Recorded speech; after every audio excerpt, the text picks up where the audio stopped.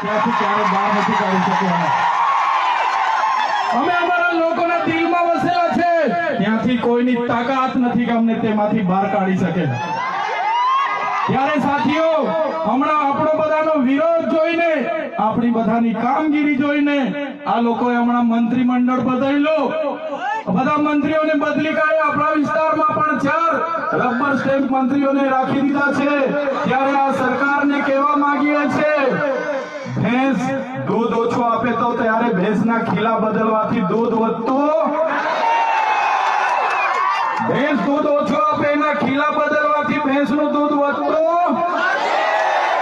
આવનારા દિવસોમાં સરકારને કહે છે, મંત્રીઓ બદલવાથી અમારો કોઈ વિકાસ થવાનો નથી। 2027માં અમે સરકાર બદલી દેવાના છે, બદલી દેશું ને આપણે? તૈયાર છો બધા? ત્યારે આ સરકારને ખબર પડશે કે સરકાર બદલવા વાળા આવી ગયા છે।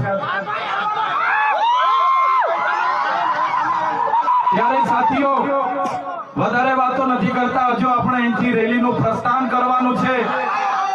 આજે વડાપ્રધાન નરેન્દ્રભાઈ મોદીજી ડેડિયાપાડામાં આવે જેમ કરીને પરવાનગી તો માંગવાની હોતી નથી અમારે, છતાં પોલીસ વિભાગ અને વહીવટી તંત્ર દ્વારા કહેવામાં આવ્યું કે જેમ બને તેમ પ્રોગ્રામ પતાવજો।